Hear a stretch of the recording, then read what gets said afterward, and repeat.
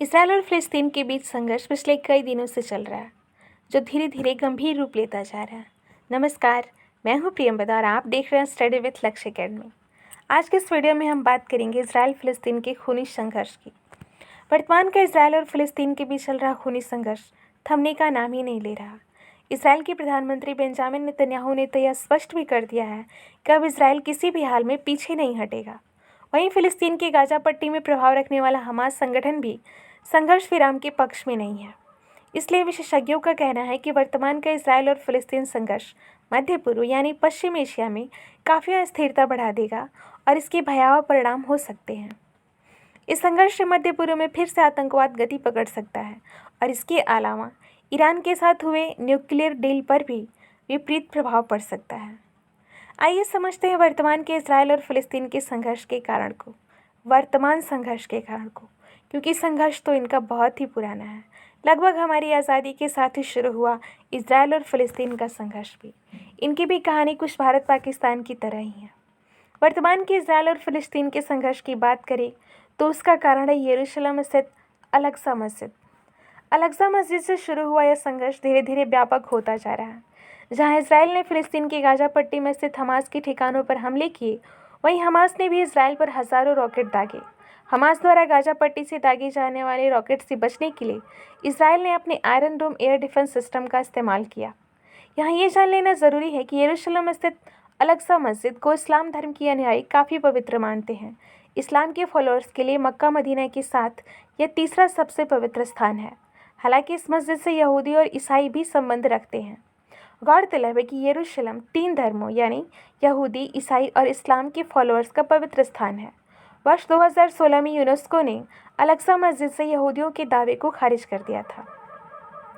UNESCO ने अपने प्रस्ताव में कहा था कि अल-अक़सा मस्जिद पर यहूदियों के दावे और उनके कोई ऐतिहासिक प्रमाण नहीं मिलते हैं।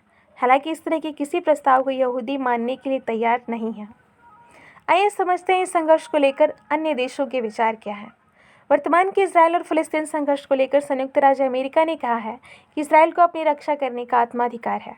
वहीं भारत ने भी इसराइल और फिलिस्तीन में बढ़ते तनाव के बीच बयान जारी किया है। भारत ने सभी हिंसक गतिविधियों, खासकर गाजा से किए गए रॉकेट हमले की निंदा की है। इसके साथ ही हिंसा पर रोक लगाने की ज़रूरत पर भी जोर दिया है। तुर्की और पाकिस्तान ने फिलिस्तीन का पक्ष लिया है। वहीं कुछ विशेषज्ञों का कहना है कि ईरान ने फिलिस्तीन की गाजा पट्टी में प्रभाव रखने वाले हमास संगठन को मदद बढ़ा दी है। आइए समझते हैं इसराइल फिलिस्तीन संघर्ष को। इसराइल फिलिस्तीनी संघर्ष की शुरुआत 19वीं शताब्दी के अंत में मुख्य रूप से ज़मीन पर कब्जे संबंधी संघर्ष के रूप में हुई थी। वर्ष 1948 के अरब इसराइल युद्ध के बाद पवित्र भूमि को 3 भागों में बांटा गया: इसराइल राज्य, वेस्ट बैंक और गाजा पट्टी।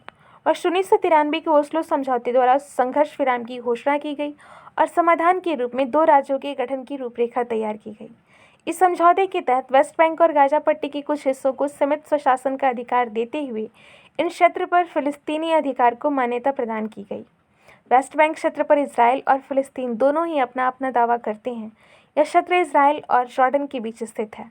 गौरतलब है कि सन 1967 में इसराइल ने अरब इजरायली युद्ध के दौरान वेस्ट बैंक क्षेत्र पर कब्जा कर लिया और बाद के वर्षों में वहां अपनी बस्तियां बसाईं। तो ये है इसराइल फिलिस्तीन संघर्ष, जो लगभग 1948 में शुरू हुआ और अब तक चल रहा है, शायद आगे भी चलेगा।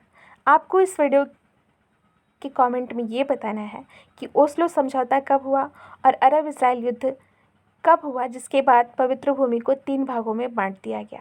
अगर आपको ये वीडियो अच्छी लगी हो तो इसे शेयर, सब्सक्राइब और लाइक करना नहीं भूलिएगा। नमस्कार, धन्यवाद।